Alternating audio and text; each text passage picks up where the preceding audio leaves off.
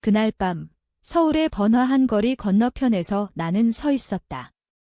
가슴이 쿵쾅거리며 뛰었고 하이힐이 보도에 박히듯 깊이 파고들었다.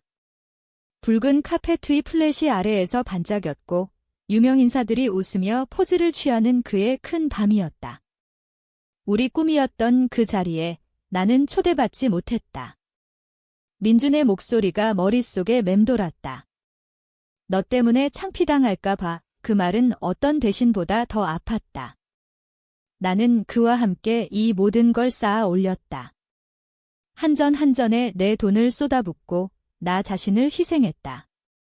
손이 떨리며 핸드폰을 꺼냈다. 한 이름, 한 번호를 몇 년간 저장해둔 그걸 바라보았다. 성준. 나는 속삭였다. 이제 때가 됐어. 그리고 통화 버튼을 눌렀다. 민준이 예상치 못한 폭풍을 불러일으키는 순간이었다. 12년 전 나는 절친 수연과 함께 허름한 식당에 들어갔다가 깨진 오믈렛과 타버린 토스트, 그리고 이 민준을 얻었다. 그는 겨우 24살의 주방보조로 긴장된 웃음과 눈에 불꽃을 품고 있었다. 그가 우리 테이블에 기대며 음식에 대해 사과하던 게 기억난다.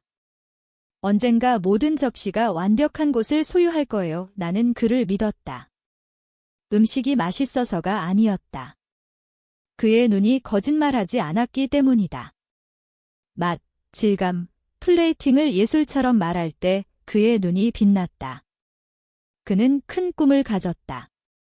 나는 큰 마음을 가졌다. 어쩌면 너무 컸을지도 모른다.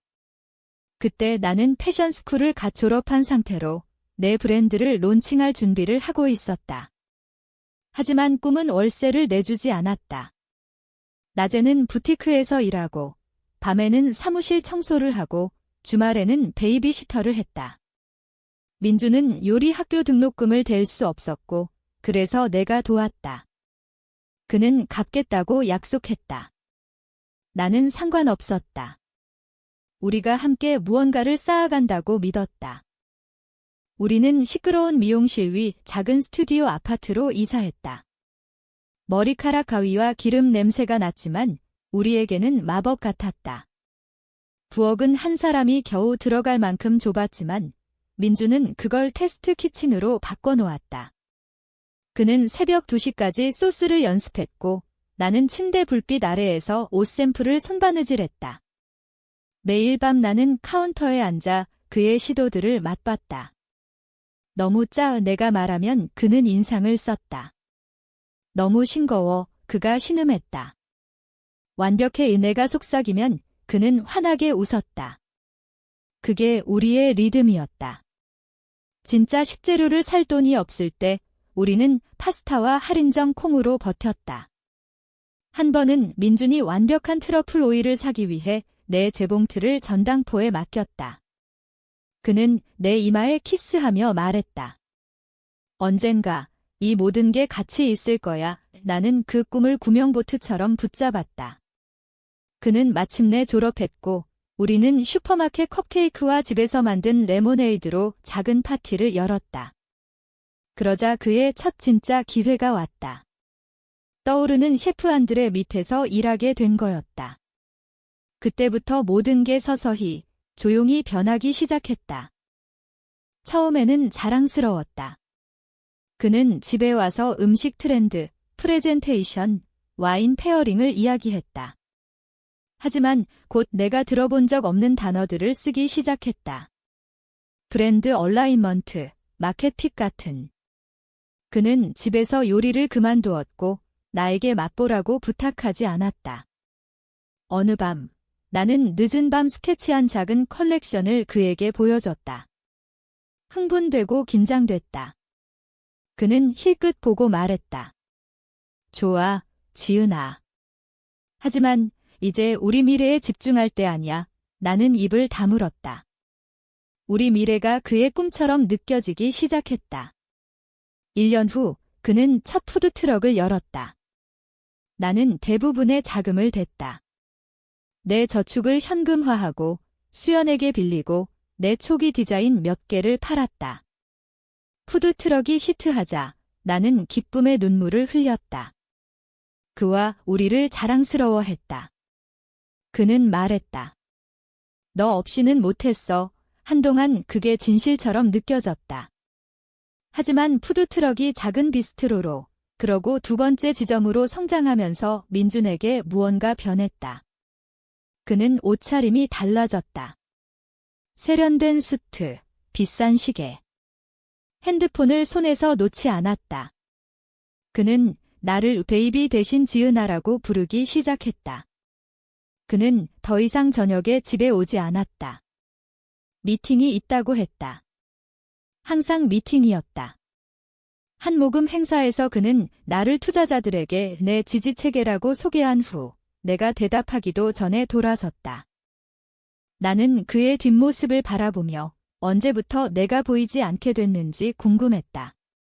스트레스 때문이라고 나 자신에게 말했다. 성공이 모든 걸 바꾼 거라고. 하지만 어느 밤 나는 그의 전화 통화를 엿들었다. 지은이는 좋아. 하지만 파인다이닝 세계를 이해하지 못해. 그는 먼 이모처럼 말했다. 내가 모든 걸 포기하고 그를 여기까지 올려놓은 여자가 아니라. 그날 밤 나는 혼자 침대에 웅크린 채 그가 또 다른 테이스팅 이벤트에서 돌아오지 않은 동안 베개에는 여전히 트러플 오일 냄새가 났다. 나는 물었다. 이게 성공이라면 왜 내가 모든 걸 잃은 기분일까? 나는 충성스러운 아내가 해야 할 대로 머물렀다. 비스트로 확장, 인터뷰, 인플루언서 협업, 리허설된 스피치에서 그는 놀라운 팀을 감사했지만 나를 언급하지 않았다. 나는 내가 째째하다고 말했다. 인정받는 게 내가 그를 도운 이유가 아니라고. 사랑은 스포트라이트를 필요로 하지 않는다고. 하지만 깊숙이 무언가 깨지고 있었다. 조용히 드레스에서 풀린 실처럼 아무도 알아채지 못한 채 풀려나갔다. 그러다 그가 눈 하나 깜빡이지 않고 말했다. 그랜드 오프닝에 올 수 없어 왜냐고 물었을 때 그는 주저하지 않았다. 너 때문에 창피당할까 봐 그제야 깨달았다. 나는 그를 잃은 게 아니라 나 자신을 잃었다. 하지만 오래가지 않을 거였다. 그 창피당할까 봐 밤 이후 나는 더 이상 척하지 않았다. 하지만 진실은 그보다 훨씬 전에 무너지기 시작했다. 나는 그냥 보고 싶지 않았다. 아니, 봤지만 인정하기 두려웠을지도. 인정하는 건 내가 그를 중심으로 쌓은 삶이 더 이상 나를 바라보지 않는 남자 주위에 있다는 걸 인정하는 거였다. 친구들부터 시작됐다. 새로운 사람들, 시끄러운 사람들, 너무 빨리 말하고 너무 넓게 웃는 사람들, 발음하기 어려운 수를 홀짝이는 사람들. 금 커프스 링크를 한 투자자들, 수술로 완벽한 얼굴의 여자들. 민주는 그들 사이를 마치 태어날 때부터 샴페인 서클과 벨벳 라운지에 속한 듯이 움직였다. 안드레, 그를 멘토링한 셰프가 이 사람들을 소개했다. 그는 그들을 테이스티 메이커라고 불렀다. 민준의 브랜드를 다음 레벨로 올릴 수 있다고. 그때부터 나는 민준의 아내 지은이가 아니라 브랜드에 맞지 않는 지은이가 됐다. 그는 처음에는 그렇게 말하지 않았다. 하지만 징후는 사방에 있었다. 디너가 변했다. 그는 프라이빗 라운지나 불꽃과 샹들리에가 비추는 루프탑 파티오에서 주최하기 시작했다. 처음에 그는 말했다. 그냥 비즈니스야, 베이비. 이 사람들은 우리 삶에 대해 말하고 싶어 하지 않아? 전략을 원해. 그러다 그는 디너에 대해 아예 말하지 않았다. 나는 인스타그램 태그 포스트를 통해 알게 됐다. 모두가 촛불 테이블 주위에서 웃는 동안 나는 집에서 파스타를 데워 먹었다. 한 번 왜 초대받지 않았냐고 물었다. 그는 핸드폰에서 고개를 들고 말했다. 넌 즐기지 못할 거야? 다른 무리야? 다른? 그 단어가 벽돌처럼 나를 쳤다. 그는 옷차림도 그에 맞췄다. 맞춤 수트, 디자이너 시계, 우리 첫 월세보다 비싼 세련된 신발. 그는 브랜드 시너지와 미디어 옵틱스 같은 단어를 쓰기 시작했다. 심지어 퍼스널 스타일리스트도 있었다. 겨자 얼룩 묻은 에이프런을 입고 양말이 맞는지 신경 쓰지 않던 남자의 스타일리스트. 나는 그의 사무실에 들어가 두 젊은 여자가 랩톱을 들고 그와 마주 앉은 걸 처음 봤다. 한 명이 나를 위아래 훑었다. 청바지, 메이크업 없음, 머리 묶음. 그리고 빠른 미소를 지었다. 대체 교사에게 주는 그런 미소. 나중에 민준에게 물었다. 그들이 누구냐고. PR 컨설턴트야. 이제 브랜드를 관리해줘. 우리 브랜드, 내가 물었다. 그는 주저했다. 레스토랑 브랜드 그때부터 시작됐다. 조용한 분리. 그의 꿈은 더 이상 우리 꿈이 아니었다. 그리고 나는 풀린 실이었다. 그들은 모든 걸 리브랜딩했다. 로고, 메뉴, 소셜미디어 페이지까지. 지은이 브룩스는 더바웃 어스 섹션에서 지워졌다. 모든 걸 쏟아부은 여자에 대한 언급 없음. 어느 날 나는 그의 랩톱의 초안 이메일을 발견했다. 그가 실수로 열어둔 거였다. PR 컨설턴트 중 하나가 보낸 거. 지은 씨는 사랑스럽지만 우리가 쌓는 조던의 브랜드 이미지에 맞지 않아요. 하이엔드 이벤트에는 솔로 출연이나 신중히 선택된 인플루언서를 추천해요. 그 순간 깨달았다. 그들은 나를 서사에서 자르는 게 아니라 사진에서 완전히 지워버리는 거였다. 그래도 나는 머물렀다. 계속 나타나고 그를 사랑하면 그가 우리를 기억할 거라고 생각했다. 그가 누군지. 하지만 사랑은 에고와 경쟁할 수 없다. 그러다 마침내 나를 깨뜨린 밤이 왔다. 그는 내가 일찍 집에 온 걸 몰랐다. 수연집에 갔다가 그녀가 민준과 이야기해보라고 설득해 돌아왔다. 하지만 로프트 계단을 오르며 웃음소리를 들었다. 그의 목소리와 누군가의. 나는 사무실 문 옆에서 멈췄다. 살짝 열린 문 위에 그는 스피커폰으로 누군가와 웃고 있었다. 나는 모르는 사람. 다가오는 갈라에 대해 이야기했다. 지은이는 안 데려갈 거야. 민준이 웃으며 말했다. 그녀는 업스케일 장면을 이해하지 못해.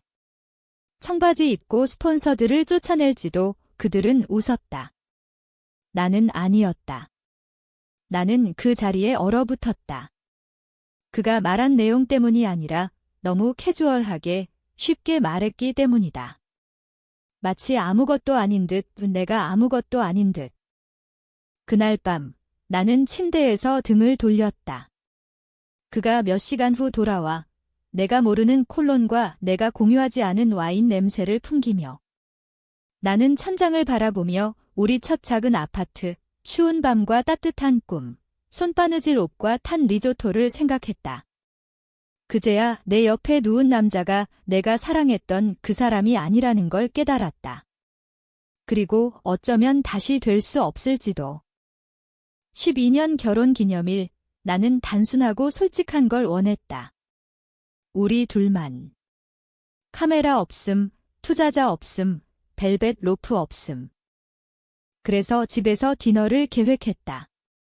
민준의 옛 레시피 중 하나를 꺼냈다. 진짜 고기를 살 수 없을 때 신발 상자 아파트에서 만들던 거, 크리미 버섯 리소토에 마늘 허브버터. 우리는 커피 먹으러 마시던 싸구려 와인도 찾았다. 나는 양초로 테이블을 세팅하고 몇 년 안 입던 드레스를 입었다. 내가 디자인한 거, 내 꿈을 아직 믿던 때 잠시 나 자신이 된 기분이었다. 하지만 시계가 7시를 지나 8시, 9시를 지나자 그는 오지 않을 걸 알았다. 내 핸드폰이 9시 14분에 울렸다. 민준. 오늘 못 가. VIP와 마지막 테이스팅. 큰 기회야. 곧 하자. 약속. 곧. 그 단어는 모든 의미를 잃었다. 나는 테이블에 혼자 앉았다. 울지도 않았다. 그냥 차가운 리소토를 바라보며 안개처럼 내려앉는 침묵을 들었다. 다음 날 아침, 수연이 문을 밀치고 들어오며 이미 화를 내고 있었다. 얘야, 아무 말 안 하려 했지만 어젯밤 봤어. 그 루프탑에서. 혼자 아니었어. 새 피할 여자, 제니퍼인가? 등에 손 올리고 데이트처럼 웃고 나는 손을 저었다. 비즈니스라고 했어. 수연이 팔짱을 꼈다. 지은아, 너 그 사랑하지만 눈 떠. 그는 오래전부터 너를 선택하지 않았어. 이 믿고 싶지 않았다. 믿을 수 없었다. 그래서 손대지 않은 디너를 치우고 녹은 양초를 버리고 모든 게 괜찮은 척했다. 하지만 그날 오후 세탁을 하다 그의 청바지 주머니에서 접힌 영수증을 꺼냈다. 금 테두리의 화려한 호텔 프린트아웃. 한 방, 한 밤, 두 디너, 두 잔의 와인. 그가 우리 기념일을 스킵한 그날 밤. 처음에 나는 복도에 얼어붙은 채 깜빡이면 사라질까 봐 그냥 바라봤다. 그러고 그의 홈오피스로 직행해 기다렸다. 그는 1시간 후 들어왔다. 휘파람 불며 핸드폰을 귀에 대고 옛날에 신경 쓰지 않던 비싼 블레이저 차림. 영수증을 들고 있는 나를 보자 그의 미소가 흔들렸다. 잠시 죄책감이 스쳤다고 생각했지만 곧 사라졌다. 그는 통화를 끝내고 핸드폰을 책상에 던졌다. 왜 내 물건 뒤져? 세탁 중이었어. 그는 어깨를 으쓱했다. 생각하는 거 아니야. 나는 웃었다. 재미있어서가 아니라 모욕적이라서. 내가 바보라고 생각해. 그는 한숨을 쉬었다. 죄책감이 아니라 짜증. 지은아, 시작하지 마. 그날 밤이 내 커리어에 얼마나 중요한지 알잖아. 나는 영수증을 들었다. 그녀를 호텔로 데려갔어. 그는 부정하지 않았다. 눈 하나 깜빡이지 않았다. 그냥 차갑고 세련된 시선으로 나를 봤다. 기자들이 개인 질문을 할 때 주는 그런 시선. 편집증이야. 그는 단조롭게 말했다. 내 질투로 내가 쌓은 걸 망치지 마. 내가 쌓은. 우리 아니야. 우리의 내가 다음에 뭐라고 했는지 기억나지 않는다.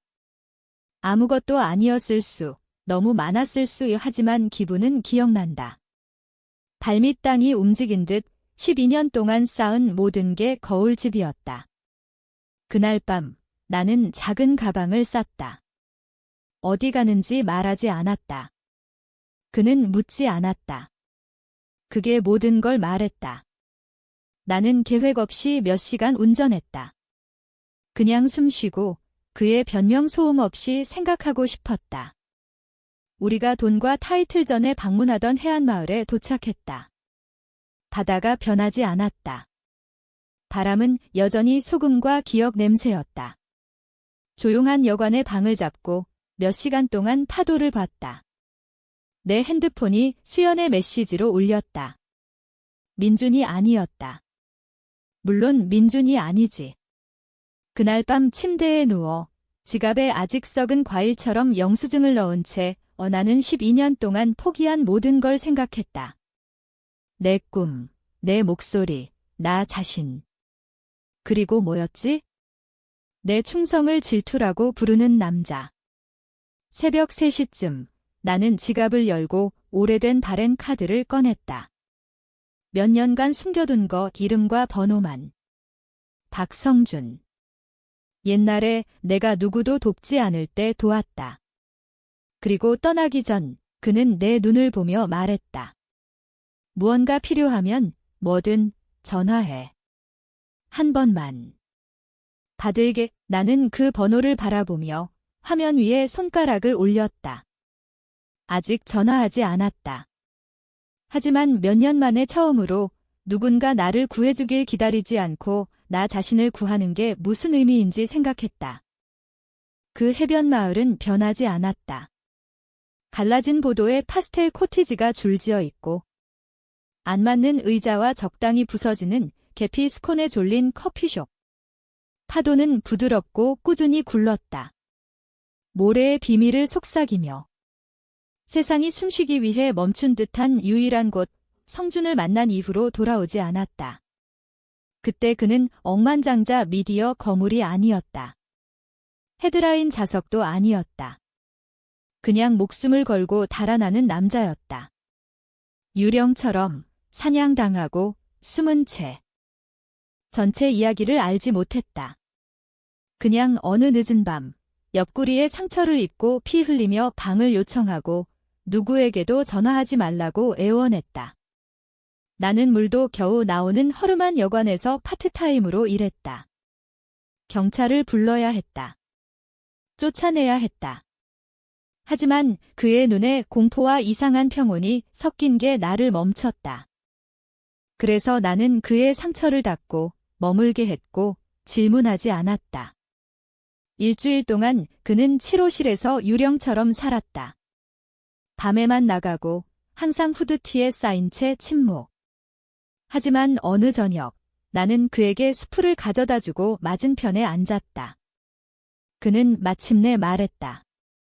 예전엔 모든 걸 가졌어. 돈, 권력, 존경. 한 유출, 한 거짓말. 이제 나는 독이야. 나는 뭐라고 할지 몰랐다. 그냥 들었다. 어쩌면 그게 그가 나를 믿은 이유일까? 떠나기 전 그는 검고 매끄럽고 비싼 느낌의 명함을 내 손에 쥐어줬다. 은색 글자로 그의 진짜 이름. 박성준. 필요한 날이 오면 뭐든 이 번호로 전화해. 그는 말했다. 질문 없어. 내 목숨을 빚졌으니까 나는 지갑에 그걸 넣었고 사용할 줄 몰랐다. 지금까지. 호텔 영수증 이후 2주가 지났다. 민준이 나를 가스라이팅에 침묵하게 한 후, 내가 상처받은 마음으로 나간 후, 그가 소셜미디어에 배신을 과시한 후 PR 담당자 팔을 두르고 뭔가 이긴 듯 웃으며 그는 브랜드를 쌓고 있었다. 좋아. 그리고 나는 그가 스포트라이트를 위해 지운 이야기였다. 하지만 더 이상 아니야? 나는 태양의 바랜 벤치에 앉아 바다를 마주했다. 성준의 카드를 쥔 채 나는 번호를 핸드폰에 입력하며 손가락을 올렸다. 가슴이 쿵쾅거렸다. 뭐라고 할까? 안녕, 나 기억해? 옆구리 붕대 감아주고 종이 그릇에 토마토 수프 가져다 준 여자? 남편이 바람 피우고 내가 도운 삶에서 나를 지웠어.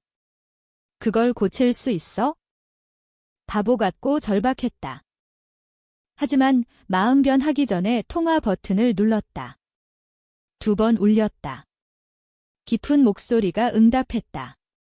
성준입니다. 나는 처음에 입을 열었지만 아무 소리도 안 났다. 그러고 속삭였다. 오션사이드 인의 지은이에요. 침묵. 그러고 낮은 웃음. 김지은. 와, 내가 전화할지 궁금했어. 나는 깜빡였다. 기억해.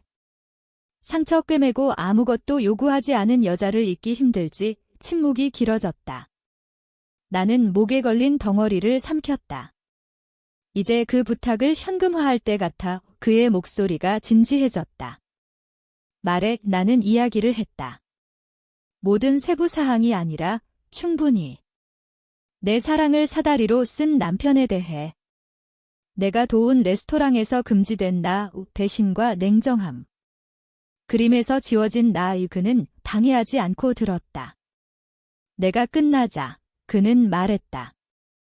모든 걸 보내. 이메일, 계약서, 옛 영수증, 뭐든. 나머진 내가 할게. 나는 주저했다. 이건 복수가 아니야? 그를 파괴하려는 게 아니야? 알아. 성준이 차분하게 말했다. 하지만 어떤 사람들은 이를 떼야 이튼 걸 배워. 우리는 끊었고 몇 달 만에 처음으로 내 가슴이 덜 조였다. 바람이 어떻게든 따뜻해졌다. 성준이 뭐 계획하는지 얼마나 갈지 몰랐다. 하지만 한 가지는 알았다. 나는 더 이상 조용히 있지 않을 거다.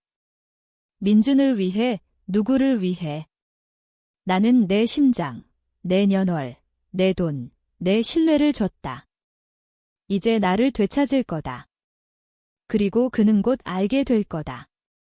어떤 여자들은 스포트라이트를 필요로 하지 않아. 우리 자신의 불을 가져. 거리가 벌집처럼 웅성거렸다. 카메라가 멈추지 않고 플래시 됐다. 디자이너 가운의 인플루언서들이 마시지 않는 샴페인 잔을 들고 포즈를 취했다. 현관 근처에서 현악 사중주가 부드럽게 연주됐고 제복 입은 직원들이 VIP를 깊은 붉은 카페트로 안내했다. 민준의 플래그십 레스토랑, 그의 왕관 보석이 스포트라이트 아래 빛났다. 높고 우뚝 선, 그의 이름이 금빛 글자로 배너에 쌓인 채. 이 민준이 선사하는 엠버. 나는 거리 건너편에서 봤다. 엔진 끄고, 창문 살짝 열고, 랩의 손바닥을 평평히 대고, 성준 팀이 보낸 드레스를 구기지 않으려. 장미 금빛, 내가 내 패션 라인을 위해 꿈꾸던 색의 픽은 완벽했다. 우아함으로 위장한 갑옷처럼. 여기 있고 싶지 않았다. 신경 쓰고 싶지 않았다. 하지만 여기 있었다. 지켜보고, 기다리며. 그는 변하지 않았다. 정말. 같은 자신감 넘치는 걸음, 같은 넓은 미소, 이제 비싼 턱시도와 짝, 그는 유명 인사들과 포즈를 취하며 속한 듯 했다.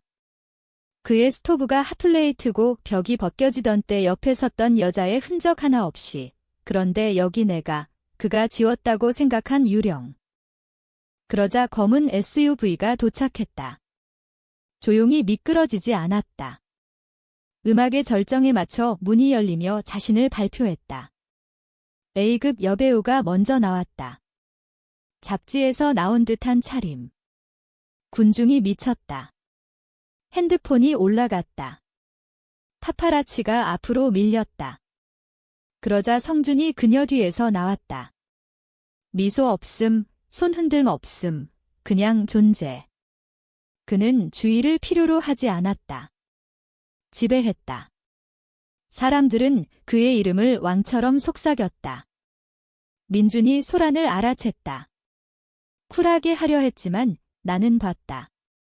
굳은 어깨, 턱의 경련. 성준을 예상하지 않았다. 그리고 다음 걸 더 예상하지 않았다.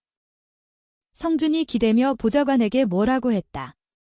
그 보좌관이 현관으로 빠르게 걸어가 민준 앞에 멈췄다. 나는 앉은 자리에서 말을 들을 수 없었지만 민준의 눈썹이 올라가는 걸 봤다. 혼란스럽고 호기심 있고 조심스럽다. 그의 입모양을 거의 읽을 수 있었다. 성준 씨가 한마디 하고 싶어해 보좌관이 고개 끄덕이고 SUV를 가리켰다. 민준이 그쪽을 보며 눈을 가누렸다. 그러자 나를 봤다. 나는 숨지 않았다. 시선 피하지 않았다. 나는 SUV 뒷좌석에 앉아 창문을 우리 눈이 마주칠 만큼 내렸다. 한순간 그 주위 군중이 사라졌다. 불빛, 카메라, 큐레이티드 카오스, 모두. 그는 나를 봤다. 그가 사랑했던 여자, 버린 여자, 여기 있지 말아야 할 여자. 그의 표정이 충격에서 공포로 변했다. 성준이 돌아보며 방금 궁극의 방해를 조율한 듯 캐주얼하게. 그는 가까이 다가가 낮지만 단단한 목소리로 말했다. 나는 말을 듣지 못했지만 민준의 얼굴이 창백해지는 걸 봤다. 성준이 SUV, 나를 가리켰다. 그러자 그가 말했다. 내 아내가 보냈어. 민준이 말에 맞은 듯 움찔했다. 성준이 더 조용히 말했다. 민준의 턱이 굳었다. 그는 머리를 손으로 쓸고 뻣뻣하게 고개 끄덕였다. 카메라가 여전히 플래시 됐다. 손님들이 속삭였다. 아무도 무슨 일인지 몰랐지만 뭔가 일어나는 건 알았다. 민준이 군중을 돌아보며 억지 웃음을 짓고 성준과 함께 레스토랑 안으로 사라졌다. 나는 좌석에 기대 마침내 숨을 내쉬었다. 나는 그 카페 투를 걸을 필요 없었다. 사진 포즈나 언론 미소 필요 없었다. 말할 필요조차 없었다. 내 메시지는 이미 크고 분명했다. 나 같은 여자를 후회 없이 지우지 마. 내 희생으로 제국을 쌓고 문을 잠그지 마. 문 두드림 없이. 그리고 오늘 밤.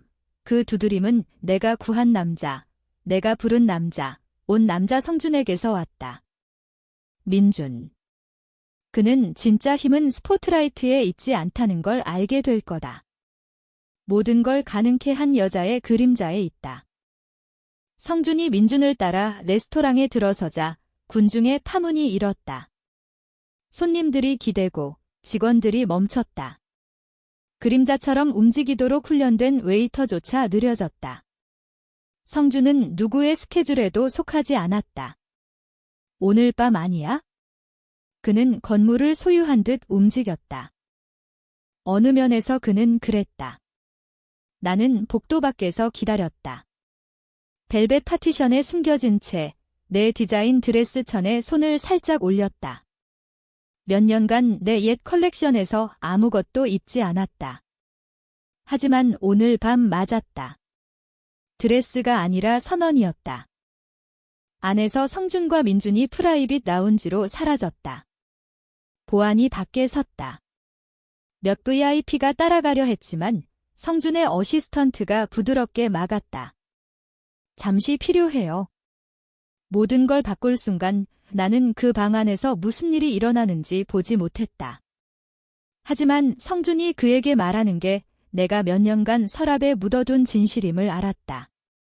12년 전 민준의 꿈 기반을 쌓을 때 나는 대부분을 지불했다. 대출, 푸드트럭, 허가, 브랜딩. 수연의 조언으로 민준에게 파트너십 서류를 사인하게 했다. 만약을 위해. 그녀가 말했다. 민준은 잊지도 않았다. 나를 믿었다. 아니, 내가 레버리지를 필요로 할 세상을 상상하지 않았다. 그 서류는 원래 비즈니스 엔티티의 51%를 나에게 줬다. 그의 미래 레스토랑이 법적으로 쌓인 그거. 나는 사용하지 않았다. 성준이 모든 문서를 요구할 때까지 언급하지 않았다. 이제 진실이 나왔다. 라운지 문이 열렸다. 민준이 먼저 나왔다. 창백하고 땀 흘리며 선선한 에어컨에도. 그의 미소는 억지, 팽팽했다. 성준이 따라 나왔다. 차분하고 침착. 그는 커프스 링크를 고치고 핸드폰에 뭐라고 했다. 2분 후 성준의 미디어 아웃렛 중 하나인 시티 비트 팀이 들어왔다. 카메라 롤링. 그게 내 큐였다. 나는 천천히 들어갔다. 군중이 물처럼 갈라졌다. 헉소리, 속삭임, 플래시. 내 하이힐이 대리석 바닥에 목적 있게 울렸다.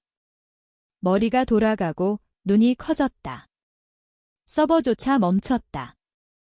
그리고 거기 민준이 유령 본 듯 나를 봤다. 나는 그 앞에 멈췄다. 드레스를 보게 했다.